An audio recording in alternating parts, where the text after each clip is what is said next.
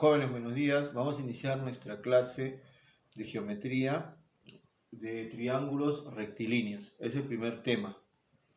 En esta oportunidad vamos a definir básicamente lo que es un triángulo rectilíneo, ¿correcto? Vamos a definir los elementos de un triángulo y su notación, ¿no? Su notación como lo encontramos en los libros. Bien, rápidamente vamos a entrar a la definición. Un triángulo rectilíneo se determina por la unión de tres puntos no colineales mediante segmentos. ¿De acuerdo? Como está observando aquí en la gráfica.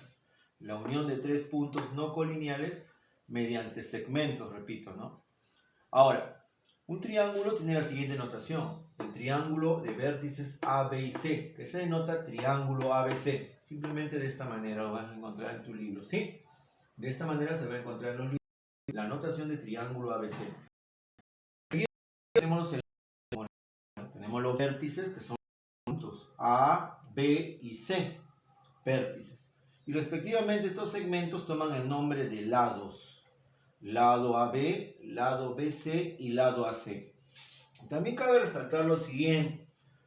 Acá estamos viendo que al triángulo se le ha prolongado los lados, ¿no? Se ha prolongado los lados, ¿ve? ¿Se puede apreciar?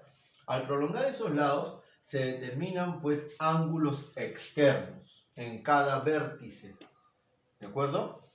Si prolongo este lado, se determina en esta región externa el ángulo exterior en el vértice A.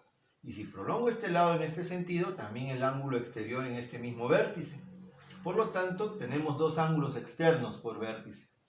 Igual, en el vértice B prolongo este lado y dos ángulos externos en cada vértice. ¿Ve? Y de igual manera, en forma en el vértice. Entonces cabe resaltar que hay regiones externas relativas a los lados. Región externa relativa al lado AB, región externa relativa al lado BC y región externa relativa a AC. También hay una región interna que está limitada por el triángulo, región interior. ¿Entendido ello?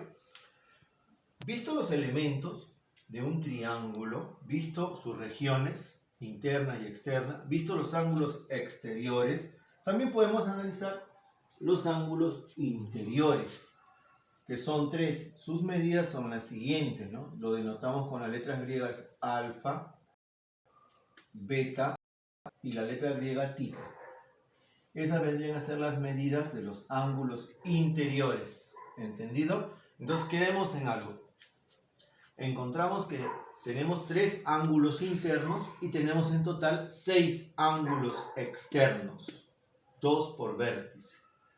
Debe quedar claro ello para poder contestar algunos problemas de verdadero y falso que se presentan en los libros, en los textos o en los problemas de admisión. Bien, continuando, jóvenes, vamos a ver los teoremas fundamentales. Para todos es sabido que en un triángulo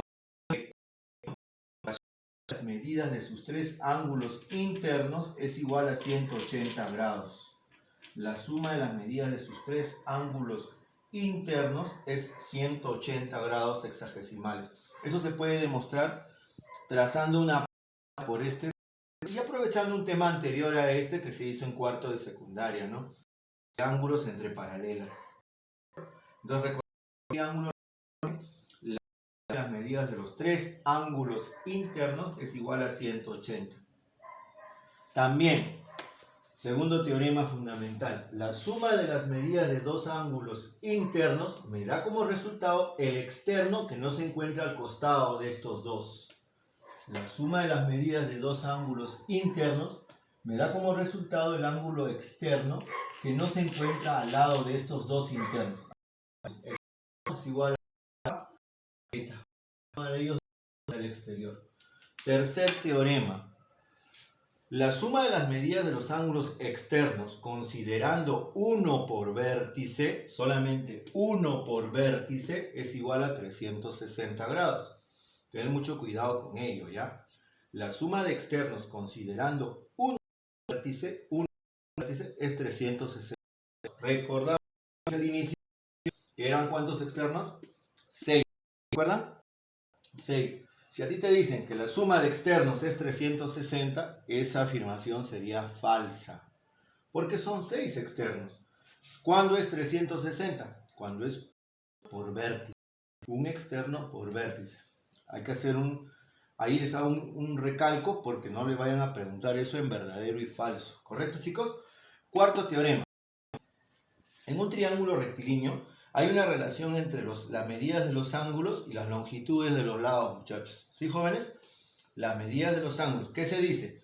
Que a mayor ángulo se opone mayor longitud de lado. Por ejemplo, si el ángulo alfa o esta medida alfa es mayor que el ángulo tita, entonces, si alfa es mayor que tita, a alfa se le pone el lado que mide m y a tita se le pone el lado que mide n. Es el lado m mayor que el lado n. ¿Se entiende? A ángulo se opone mayor lado. ¿Entendido, jóvenes? Eso lo vamos a ver con mayor énfasis a la hora que resolvamos una aplicación, que eso se va a dar más adelante.